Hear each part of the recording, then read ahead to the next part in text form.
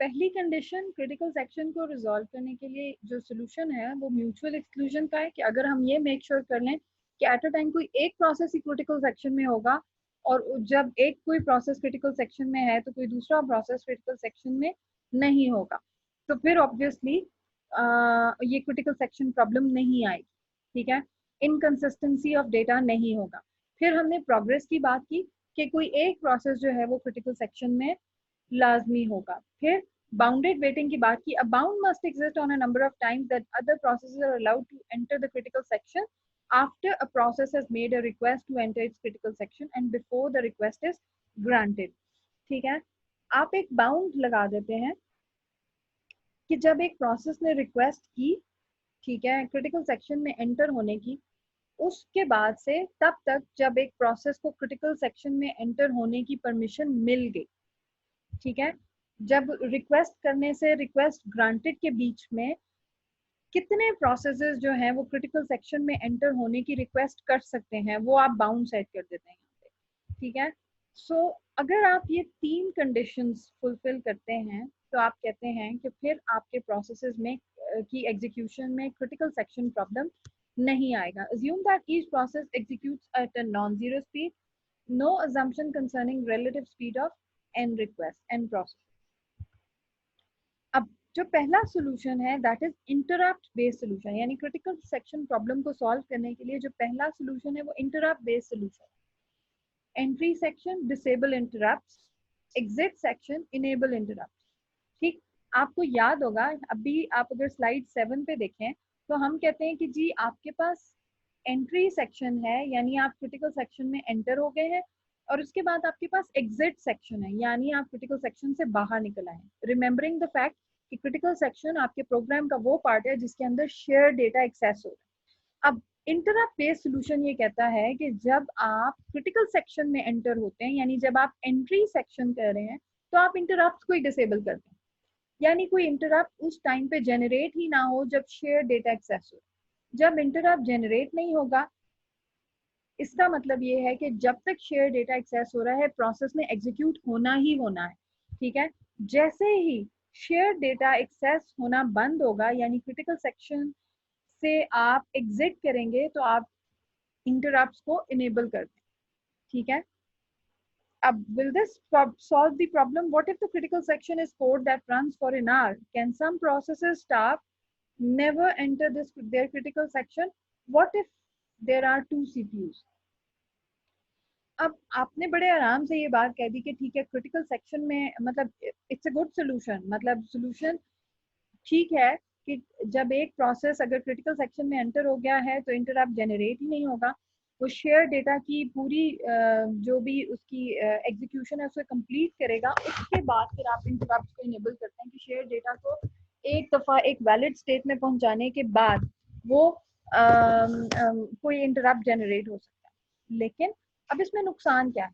What if the critical section is code that runs for an hour? अगर critical section के code का जो time period या उसका जो रनिंग टाइम है वो 1 घंटे का हो, तो क्या आप 1 घंटे के लिए इंटरप्ट्स को डिसेबल ही रखेंगे? ठीक है, दैट इज ड्रॉबैक। फिर कैन सम प्रोसेसेस स्टार्ट, ऐसा भी तो हो सकता है ना कि आपने एक प्रोसेस एग्जीक्यूट करवा दिया, ठीक है, और उसके आप कहते हैं कि जी जब तक उसका क्रिटिकल सेक्शन एंटर हो रहा है तब तक वो जो है उसके इंटरप्ट्स डिसेबल है। अब उसके इंटरप्ट्स डिसेबल हैं किसी वजह से, उसी क्रिटिकल सेक्शन के अंदर उसे जरूरत पड़ती है कि वो आईओ डिवाइस को यूज करे या वो, लेकिन वो नौबत तो आएगी नहीं क्योंकि आप कहते हैं कि जी क्रिटिकल सेक्शन जब तक कंप्लीट नहीं होता, जब तक आप उस क्रिटिकल सेक्शन से बाहर नहीं निकलते, आप इंटरप्ट जनरेट ही नहीं कर सकते। अब अगर जरूरत उसी वक्त है इंटरप्ट जनरेट होने की तो वो बारी तो आएगी ही नहीं। ठीक है, आप कह रहे हैं कि जी इंटरप्ट जनरेट होना चाहिए और इंटरप्ट इनेबल उसी वक्त होगा जब वो उससे निकलेगा, तो ये तो स्टारवेशन वाली चीज आ जाएगी। फिर what if there are 2 CPUs, अगर 2 सीपीयूज हो तो फिर क्या होगा? मतलब एक मतलब आप कहते हैं अगर आपका मल्टी प्रोसेसर सिस्टम है, ठीक है, और उसमें 2 प्रोसेसेस हैं और एक प्रोसेस अपने क्रिटिकल सेक्शन में एंटर हो गया है, ठीक है, तो क्या दूसरे प्रोसेसर पे आप दूसरे प्रोसेस को रन नहीं करेंगे? ठीक है, और अगर आप रन कर देते हैं तो फिर शेयर डेटा का आप क्या करेंगे? तो these are some drawbacks of this interrupt based solution. ठीक है, सॉफ्टवेयर सोल्यूशन वन, अब अगर हम सॉफ्टवेयर सोल्यूशन वन की बात करें, two process solution, assume that the load and store machine language instructions are atomic, that is cannot be interrupted. The two process share one variable int turn, ठीक है, the variable turn indicates whose turn is it to enter the critical section. अब software level पे आप इस चीज को ऐसे solve कर सकते हैं कि आप एक वेरिएबल रख लें इंटीजर टाइप का टर्न, ठीक है, और आप ये कहते हैं कि जी लोड और स्टोर जो है वो एटॉमिक इंस्ट्रक्शंस है, यानी अगर एक प्रोसेस उसे एग्जीक्यूट कर रहा है तो उस टाइम पे कोई दूसरा प्रोसेस एग्जीक्यूट नहीं करेगा और वो इंटरप्ट नहीं होंगे। अब क्या होगा कि टर्न वेरिएबल की वैल्यू अगर 0 है तो प्रोसेस 0 एग्जीक्यूट हो जाए, टर्न वेरिएबल की वैल्यू 1 है तो प्रोसेस 1 एग्जीक्यूट हो जाए।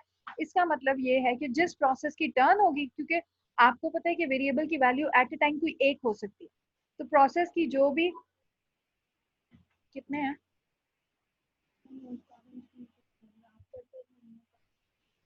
अच्छा, सो टर्न की कोई भी एट अ टाइम कोई एक वैल्यू होगी, जो भी टर्न की वैल्यू होगी वो प्रोसेस क्रिटिकल सेक्शन में एंटर होगा और एग्जीक्यूट हो जाएगा, ठीक है। तो ये सॉफ्टवेयर सोल्यूशन वन हो गया, यानी आप सॉफ्टवेयर लेवल पे इसको इस तरह से सॉल्व कर सकते हैं कि आप एक इंटीजर वेरिएबल डिफाइन कर। फिर अगर हम इसके एल्गोरिदम की बात करें, वो मतलब बेसिकली वही के, एक सेकेंड,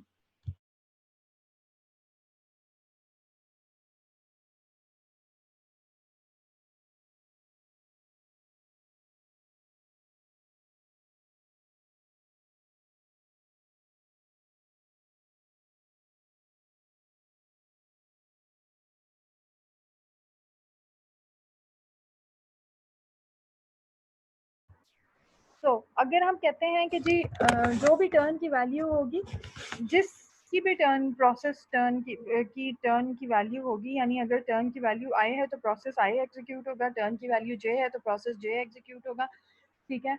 और क्या कहते हैं उसे, प्रोसेस आई जो है वो क्रिटिकल सेक्शन में एंटर हो जाएगा, ठीक है। बेसिकली प्रोग्रामर पे डिपेंड करता है कि वो किस तरीके से इन चीज़ों को प्रोग्राम करते हैं।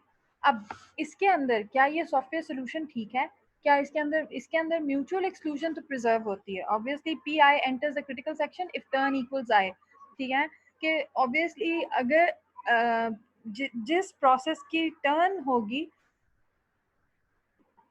यानी टर्न की जो भी वैल्यू होगी वही प्रोसेस जो है वो एग्जीक्यूट हो जाएगा। Turn can not be both 0 and 1 at the same time. What about progress requirement, what about bounded requirement?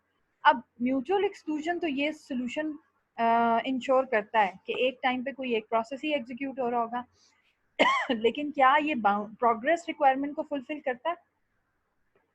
क्या ये बाउंडेड वेटिंग रिक्वायरमेंट को फुलफिल करता है? आपने तो सिर्फ टर्न वेरिएबल रख के ये आइडेंटिफाई कर दिया कि जी म्यूचुअल एक्सक्लूजन हो, लेकिन क्या ऐसा होगा कि एक मतलब इसमें आपने कोई ऐसा चेक तो नहीं लगाया ना कि जहाँ पे आप ये कहें कि जिस वक्त एक प्रोसेस रिक्वेस्ट कर रहा है, रिक्वेस्ट से लेके ग्रांटेड के बीच में कितने प्रोसेसेस जो हैं वो क्रिटिकल सेक्शन में एंटर होने की रिक्वेस्ट भेज सकते हैं?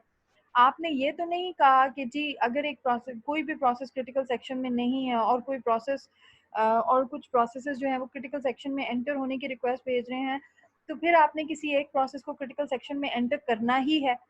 प्रोग्रेस और बाउंडेड वेटिंग तो इस सोल्यूशन में क्या कहते हैं उसे, आपने उसको कंसिडर ही नहीं किया, आपने सिर्फ म्यूचुअल एक्सक्लूजन को कंसिडर किया कि जिसकी टर्न हो वो एग्जीक्यूट हो जाए, ठीक है। तो उसको भी तो एग्जीक्यूट करवाना है ना, तो उसके लिए फिर एक और सोल्यूशन है, दैट इज पीटरसन सोल्यूशन।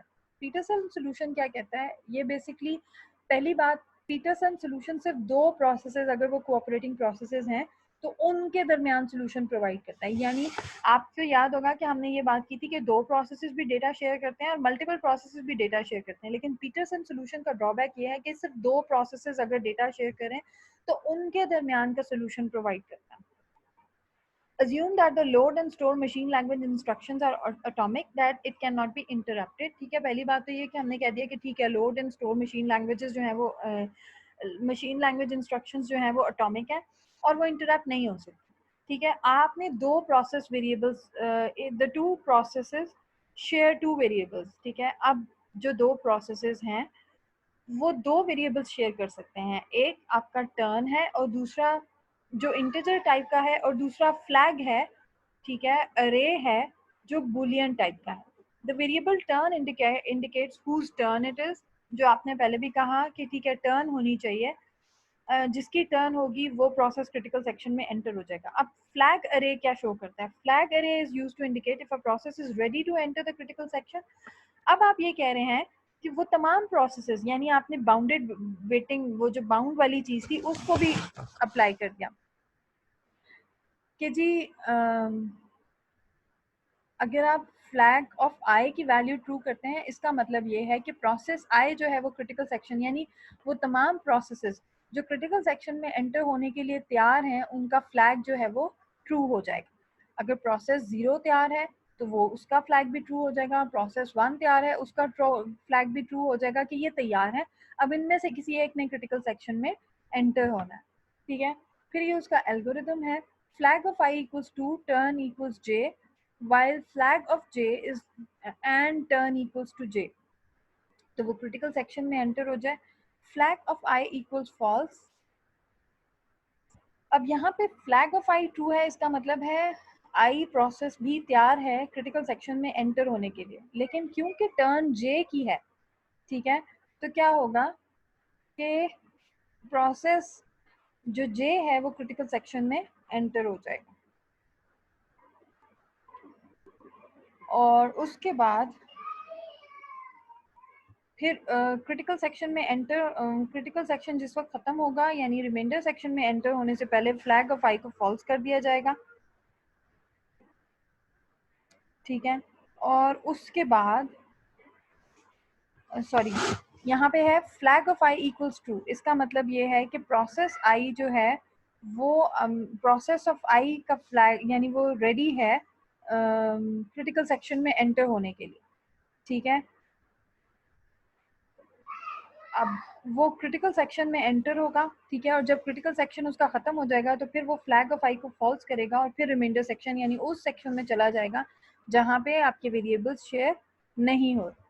अब अगर आप पीटरसन सॉल्यूशन का करेक्टनेस चेक करना चाहते हैं, प्रूवेबल दैट 3 CS रिक्वायरमेंट्स, यानी क्रिटिकल सेक्शन की जो 3 रिक्वायरमेंट्स थी, म्यूचुअल एक्सक्लूजन, प्रोग्रेस और बाउंडेड वेटिंग, क्या वो तीनों कंडीशंस या वो तीनों रिक्वायरमेंट्स फुलफिल होती हैं?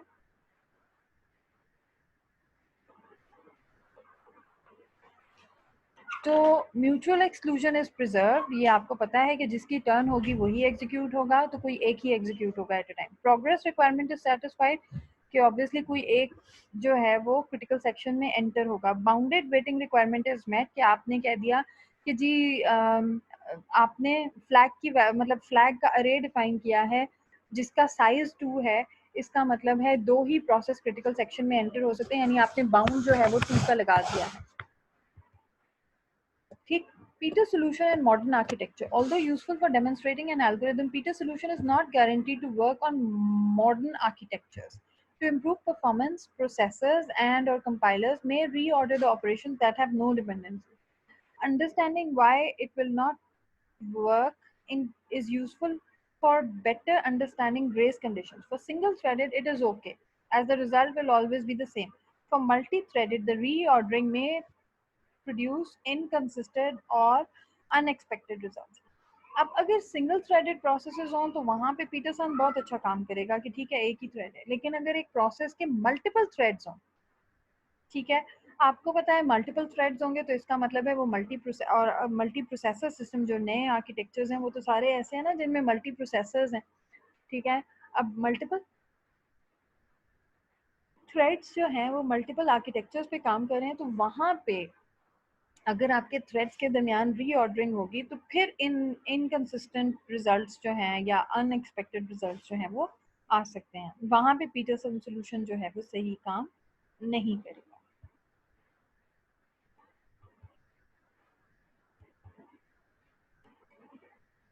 अब ये बेसिकली मॉडर्न आर्किटेक्चर की एग्जांपल है कि 2 थ्रेड्स हैं जो शेयर कर रहे हैं डेटा। ठीक है, अब उसमें बूलियन फ्लैग भी, यानी कि फ्लैग का वेरिएबल, और उसके अलावा x thread 1 performs while not flag print x, thread 2 performs x equals to 100 flag equals to, what is the expected output 100। However, Since the variables flag and x are independent of each other, the instructions flag equals to true, x equals to 100 for thread 2 may be reordered, and if this occurs, the output may be 0. यानी वो 100 को override करके 0 लिख देगा, जबकि हम तो ये एक्सपेक्ट कर रहे थे कि जी 100 होगा रिजल्ट. ठीक है. सो मल्टी थ्रेडेड प्रोसेसेस, ठीक है, जो मल्टी प्रोसेसर आर्किटेक्चर पे काम करते हैं, वहां पे आपका पीटरसन सोल्यूशन जो है वो उस तरह से काम नहीं करता जैसे हमारी रिक्वायरमेंट है. The effect of instruction reordering in Peterson solution, process 0 था, turn equals to 1, flag of 0 equals to critical section में enter हो गया. अब process 1 है, turn equals 0, flag equals 1, flag of 1 equals to true, critical section में enter हो. This allows both processes to be in their critical section at the same time. To ensure the Peterson solution will work correctly on modern computer architecture, we must use memory barrier. अब आपके पास दो different processors थे, उस पर दो different processors जो हैं वो अपने क्रिटिकल सेक्शन पे सेम टाइम में चल रहे हैं. ठीक है, विच इज रॉन्ग. ठीक है, इस चीज को सही करने के लिए आप यूज करते हैं, यानी अगर आपने पीटरसन सोल्यूशन ही यूज करना है और आप ये भी चाहते हैं कि दो प्रोसेसर सेम टाइम पे क्रिटिकल सेक्शन में ना आए, तो आप मेमोरी बैरियर यूज कर रहे हैं.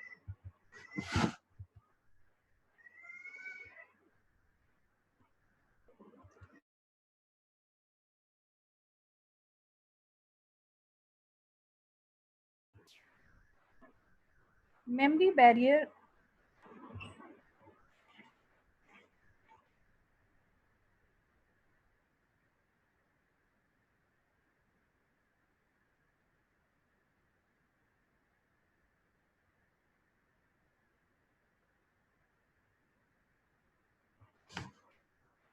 ये दरवाजा बंद करो.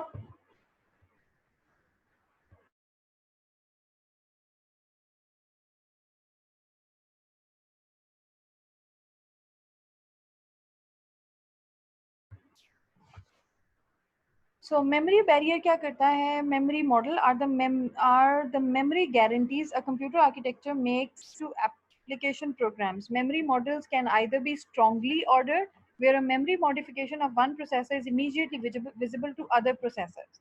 Weakly ordered, where a memory modification of one processor may not be immediately visible to other processors. A memory barrier is an instruction that forces any change in memory to be propagated, made visible to all other processors. अब अगर आप memory barrier use कर लेते हैं तो to some extent आप Peterson solution को जो है वो सक्सेसफुली एग्जीक्यूट करवा सकते हैं ऑन मॉडर्न आर्किटेक्चर. आप और ये बेसिकली करता क्या है कि अगर किसी एक जगह किसी एक प्रोसेसर में कोई चेंज आता है तो वो फोर्स करता है कि वो चेंज जो है वो तमाम प्रोसेसर्स बाकी तमाम प्रोसेसर्स को अवेलेबल हो, ताकि इनकंसिस्टेंसी ना रहे. ठीक है, स्ट्रांगली ऑर्डर्ड के अंदर लाजमी होता है कि वो लाजमी जो भी चेंज होगा वो तमाम प्रोसेसर्स को विजिबल होगा.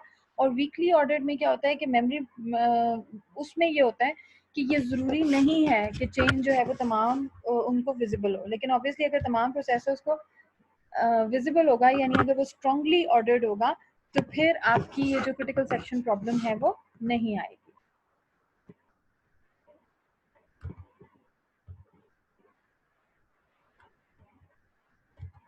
Memory barrier instructions की आप बात करें तो when a memory barrier instruction is performed, the system ensures that all loads and stores are completed before any subsequent load or store operations are performed. Therefore, even if instructions were reordered, the memory barrier ensures that the store operations are completed in memory and visible to other processors before the future load and store operation to be performed. अब अगर किसी share data को access करना भी है तो अगर कोई एक प्रोसेसर कर भी रहा था तो वो मेक श्योर करता है कि उस प्रोसेसर ने लोड के बाद स्टोर, यानी उस वेरिएबल को लोड करने के बाद उसकी जो भी अपडेटेड वैल्यू है उसको स्टोर कर दिया हो, और फिर कोई दूसरा प्रोसेसर जो है वो उस पर लोड और स्टोर की कमांड्स को या उन इंस्ट्रक्शंस को अप्लाई करे.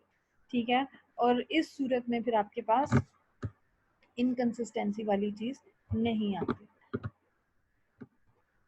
ठीक है, अगर मेमोरी बैरियर एग्जांपल की बात करें तो returning to the examples of slide 17 and 18, we could add a memory barrier to the following instructions to ensure Thread 1 outputs 100. Thread 1 now performs while not flag memory barrier print x. Thread 2 now performs x equals to 100 memory barrier flag equals to 3. For thread 1, we are guaranteed that the value of flag is loaded before the value of x. For thread 2, we ensure that the assignment to x occurs before the assignment of flag. ठीक है, तो इस सूरत में memory barrier use करने से आपकी inconsistency नहीं होगी. अब एक और सोल्यूशन, यानी एक आपके पास क्रिटिकल सेक्शन का सोल्यूशन था, सॉफ्टवेयर सोल्यूशन था, एक आपके पास हार्डवेयर सोल्यूशन था, एक आपके पास पीटरसन सोल्यूशन था. हार्डवेयर सोल्यूशन हम अभी करने लगे हैं. पीटरसन सोल्यूशन के बाद अब आपके पास जो अगला सोल्यूशन है that is hardware solution. Many systems provide hardware support for implementing the critical section code. अब बहुत सारे सिस्टम्स ऐसे हैं जिनमें क्रिटिकल सेक्शन प्रॉब्लम को रिजॉल्व करने के लिए आपके पास हार्डवेयर की सपोर्ट है. यूनिप्रोसेसर्स को डिसेबल इंटरप्ट्स, यानी हार्डवेयर लेवल पे जो यूनिप्रोसेसर्स, यानी अगर आपके पास सिंगल प्रोसेसर सिस्टम है तो वो क्या करते थे कि हार्डवेयर लेवल पे इंटरप्ट्स को डिसेबल कर देते. अब अगर आप currently running code would execute without preemption, यानी कि वो कोड एग्जीक्यूट होगा पूरा, प्रीएम्प्ट नहीं होगा. दैट मीन्स कि पूरा प्रोसेस एग्जीक्यूट होने के बाद ही अगले प्रोसेस की बारी आएगी. ठीक है, तो उस सूरत में क्रिटिकल सेक्शन प्रॉब्लम होगा ही नहीं. Generally too inefficient on multiprocessor system. लेकिन अगर आपके पास मल्टी प्रोसेसर सिस्टम हो तो obviously it is not efficient. क्यों? इसलिए कि मल्टी प्रोसेसर सिस्टम हो और आप ये कह रहे हैं कि नहीं जी पहले एक प्रोसेस पूरा एग्जीक्यूट होगा उसके बाद दूसरा प्रोसेस एग्जीक्यूट होगा, तो मल्टी प्रोसेसिंग तो मल्टी प्रोसेसर सिस्टम का तो फायदा ही ना रहा. वो मल्टी प्रोसेसिंग को तो सपोर्ट ही नहीं कर रहा. Operating system using this not broadly scalable. We will look at 3 forms of hardware support. अब जो आपके पास हार्डवेयर सपोर्ट्स हैं उनके अंदर आपके पास हार्डवेयर इंस्ट्रक्शंस हैं, एटॉमिक वेरिएबल्स हैं. Hardware instructions, special hardware instructions that allow us to either test and modify the content of a word or to swap the contents of 2 words atomically, uninterruptedly. Test and set instruction और compare and swap instruction, यानी hardware level पे अगर test and set instruction और compare and swap instruction use हो रही है तो इसका मतलब ये है कि हमेशा जो भी आपका प्रोसेस एग्जीक्यूट होगा वो अनइंटरप्टेड होगा, यानी कोई इंटरप्ट बीच में जनरेट नहीं होगा. प्रोसेस पूरा एग्जीक्यूट होगा, उसके बाद फिर दूसरा प्रोसेस अलाउ किया जाएगा कि वो एग्जीक्यूट करे. ठीक है, ये ऑटोमेटिकली एग्जीक्यूट होती हैं. Return the original value of past parameter, set the new value of past parameter.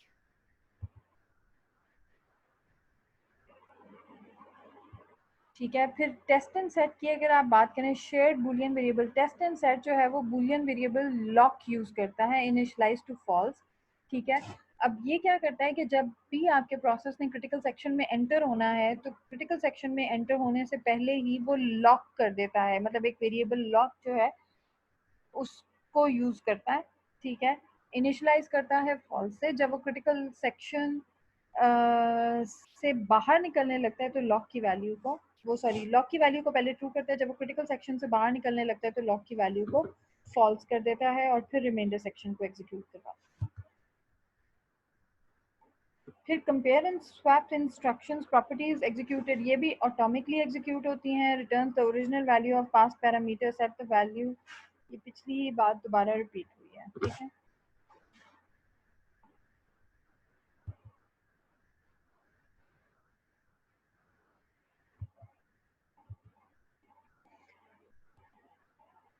अगर आप बात करें bounded waiting with compare and swap तो इसके अंदर भी आप वेटिंग को बाउंड कर सकते हैं कि जी जो वेटिंग प्रोसेसेस हैं वो कितने हो सकते हैं जो क्रिटिकल सेक्शन में एंटर होने की रिक्वेस्ट भेज सकते हैं.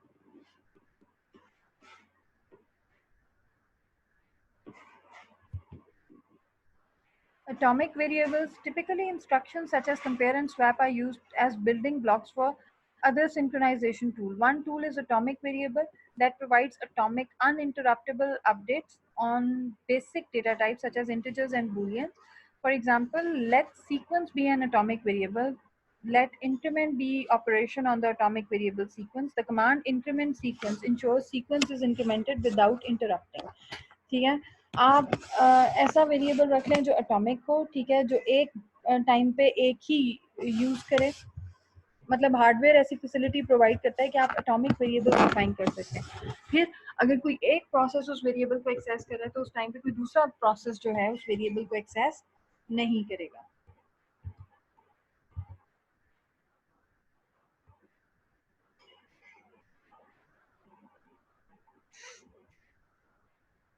उसके बाद आपके पास एक तो हार्डवेयर लेवल पे सोल्यूशन है जिसमें जो मॉडर्न आर्किटेक्चर्स हैं उनके हार्डवेयर में ही ये फैसिलिटी होती है कि अगर आप कोई शेयर डेटा यूज कर रहे हैं तो वो उस पे एटॉमिक इंस्ट्रक्शंस एग्जीक्यूट हो, ताकि कोई एक वेरिएबल अगर उस इंस्ट्रक्शन को एग्जीक्यूट कर रहा है तो उस वक्त कोई दूसरा प्रोसेस उस वेरिएबल को एक्सेस ना करे।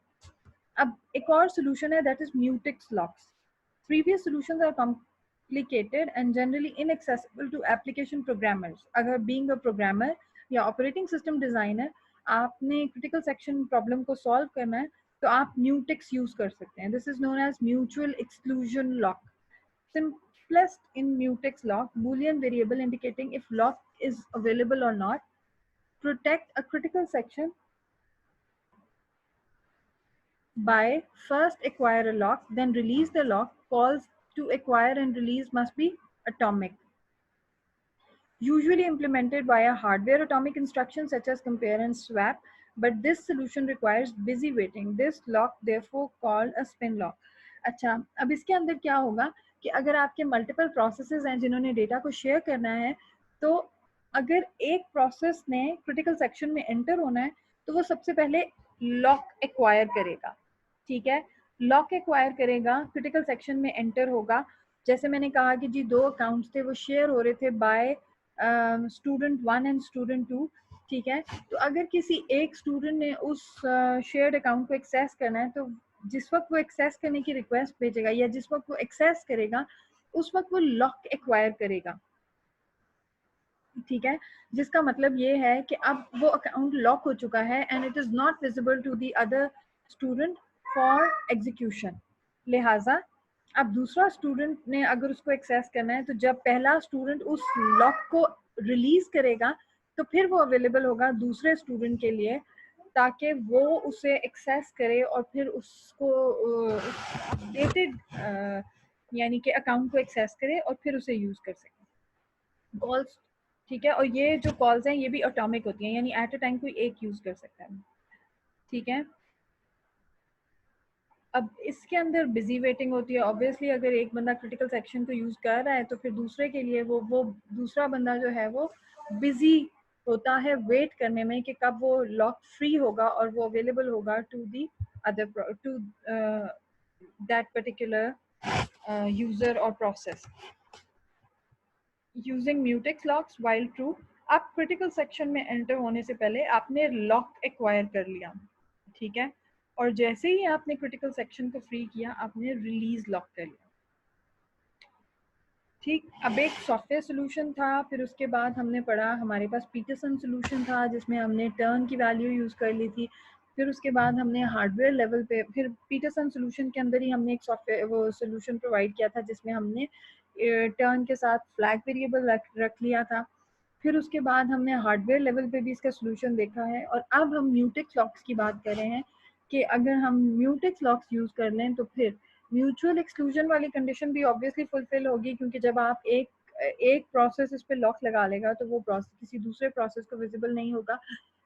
प्रोग्रेस की कंडीशन भी फुलफिल होगी और बाउंडेड वेटिंग की कंडीशन भी फुलफिल होगी। फिर उसके बाद हम बात करते हैं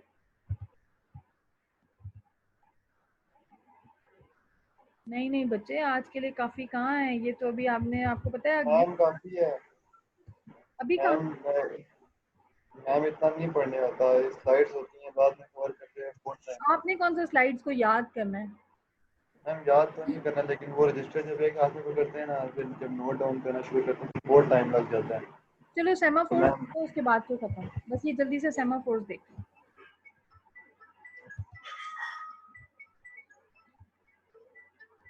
एक मिनट। अच्छा, अब जो अगला है ना, बस ये सेमाफोर्स देख लो, फिर उसके बाद खत्म करते हैं। म्यूटेक्स लॉक्स तो आपको समझ में आ गया। इसके बाद आपके पास जो अगला सोल्यूशन है दैट इज सेमाफोर्स। सेमाफोर्स का बेनिफिट ये है कि ये दो से ज्यादा प्रोसेसेस अगर डेटा शेयर कर रहे हैं तो उनके दरमियान भी यूज होगा। बच्चे एक मिनट होल्ड करना, मेरी एक मिनट प्लीज।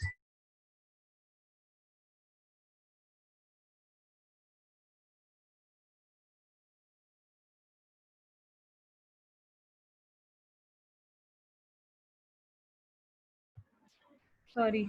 अच्छा, अब अगर हम सेमाफोर्स की बात करें, synchronisation tool that provides more sophisticated ways than mutex locks for processes to synchronise their activities. Semaphore S is an integer variable. पहली बात तो ये याद रखो, मैंने अक्सर लोगों से, स्टूडेंट से सवाल पूछा कि सेमाफोर क्या होता है, तो उन्हें ये नहीं पता होता। एक इंटीजर वेरिएबल है, can only be accessed via two indivisible atomic operation. ये जो सेमाफोर है ये बेसिकली दो ऑपरेशन से एक्सेस होता है। एक आपके पास है वेट का ऑपरेशन और दूसरा है सिग्नल का ऑपरेशन। अगर आप सिग्नल का ऑपरेशन यूज कर रहे हैं तो इसका मतलब है कि आपका प्रोसेस एग्जीक्यूट हो रहा है, और मतलब जो आपका क्रिटिकल सेक्शन है वो आपका प्रोसेस क्रिटिकल सेक्शन में है। और अगर वेट है तो इसका मतलब ये है कि वो प्रोसेस क्रिटिकल सेक्शन में एंटर होने के लिए वेट कर रहा है। ओरिजिनली कॉल्ड पी और वी, पहले इसे पी और वी भी कहा जाता था, वेट और सिग्नल की। डेफिनेशन ऑफ वेट ऑपरेशन, अगर आप वेट ऑपरेशन की डेफिनेशन की बात करें तो उसका कोड ये है कि wait S while S is less than और इक्वल टू, यानी कि अगर आपने वेट करवाना है तो आप एस को डिक्रीमेंट करवाते जाते हैं, ठीक है। और अगर आपने सिग्नल, यानी कि आपने क्रिटिकल सेक्शन में एंटर करवाना है या उसको एग्जीक्यूट करवाना है, तो उसके लिए आप क्या करते हैं कि एस की वैल्यू को इंक्रीमेंट करते जाते हैं, ठीक है। Synchronisation tool that provides more, sorry ये दोबारा वही स्लाइड आ गई। Counting semaphores. अब आपके पास सेमाफोर्स जो है वो काउंटिंग सेमाफोर्स भी हो सकते हैं। दैट मीन्स के बाइनरी इंटीजर, यानी कि integer value can range over unrestricted domain, और वो बाइनरी भी हो सकते हैं। दैट मीन्स कि integer value can range only between 0 and 1। अगर 0 एंड 1 के दरमियान रेंज करेंगे तो वो उसी तरह है जैसे म्यूटेक्स लॉक्स कि जो सिर्फ, या म्यूचुअल एक्सक्लूजन लॉक्स जो सिर्फ दो प्रोसेसेस के दरमियान ही चल सकते हैं। लेकिन अगर आप काउंटिंग सेमाफोर कहते हैं तो इसका मतलब ये है कि मल्टीपल प्रोसेसेस जो डेटा शेयर कर रहे हैं, यानी सेम डेटा शेयर कर रहे हैं, उनके लिए, मतलब अगर आपके पास मल्टीपल प्रोसेसेस हैं जो डेटा शेयर कर रहे हैं तो फिर आप यूज कर सकते हैं काउंटिंग सेमाफोर्स। और अगर ऐसा है कि दो ही प्रोसेसेस हैं जो डेटा शेयर कर रहे हैं तो फिर आप यूज कर सकते हैं binary semaphore. Can implement a counting semaphore S as a binary semaphore. With semaphores we can only solve various synchronization problems. अब अगर semaphore की यूजेज की बात करें, फैसल आप ना अटेंडेंस लेके मुझे फिर मेल कर देना। Solution to the CS problem: create a semaphore mutex initialized to, ठीक है ma'am. Solution to CS problem: create a semaphore mutex initialized to 1. Mutex is just a variable that is used to denote semaphore. यहाँ पे ठीक है। अब wait mutex, critical section, signal mutex, consider P1 and P2 with two statements S1 and S2 and the requirement that S1 to happen before S2. अब आपके पास दो processes हैं P1 और P2, ठीक है, और दो स्टेटमेंट्स हैं S1 एंड S2, और आप ये चाहते हैं कि पहले S1 एग्जीक्यूट हो और उसके बाद S2 एग्जीक्यूट हो। Create a semaphore sync initialise to 0, ठीक है। अब P1, उसके अंदर जो S1 है वो सिग्नल, यानी कि वो क्रिटिकल सेक्शन में एंटर होगा, और उसके बाद सेमाफोर यहाँ पे सिंक के नाम से है। और फिर P2 जो है, मतलब जब P1 सिग्नल हो रहा होगा तो उस वक्त P2 जो है वो वेट कंडीशन में होगा। जब S1 एग्जीक्यूट हो जाएगा उसके बाद S2 एग्जीक्यूट होगा। Semaphore implementation must guarantee that no two processes can execute the wait and signal on the same semaphore at the same time. Thus, implementation becomes the critical section problem where the wait and signal code are placed in critical section. Could now have busy waiting in critical section implementation, but implementation code is short. Little busy waiting if critical section rarely occupied. Note that applications may spend a lot of time in critical section and therefore it is not a good solution. Semaphore implementation with no busy waiting. With each semaphore, there is an associated waiting queue. Each entry in a waiting queue has two data items, value or pointer to the next record. Two operations, block and wake up. Block places the process invoking the operation on the appropriate waiting queue, and wake up removes one process of the waiting queue and places it in the ready queue so that it can be executed. ठीक है, और ये know busy waiting की implementation. अब जो problems with semaphore है, incorrect use of semaphores. अगर आप ये कहते हैं कि आपने सिग्नल किया और उसके बाद आपने वेट किया, ठीक है, या आपने वेट के बाद वेट किया, ठीक है, या आपने वेट की कमांड को एग्जीक्यूट ही नहीं कराया, ठीक है, या आपने सिग्नल की कमांड को एग्जीक्यूट नहीं कराया, तो फिर जो है वो ऑब्वियसली प्रॉब्लम होगा. हमेशा पहले वेट आता है, उसके बाद सिग्नल आता है. अगर आप सिग्नल पहले कर रहे हैं बाद में वेट कर रहे हैं तो प्रॉब्लम, इट्स इनकरेक्ट. अगर आप वेट के बाद फिर वेट ही कर रहे हैं तो भी इनकरेक्ट है. अगर आप वेट की कमांड ही नहीं करवा रहे, ठीक है, तो भी गलत है. और अगर आप सिग्नल की कमांड नहीं करा रहे तो भी गलत है. ठीक है. These and others are examples of what can occur when semaphores and other synchronization tools are used incorrectly. इसके बाद आपके पास मॉनिटर्स हैं. मॉनिटर्स नेक्स्ट क्लास में करेंगे.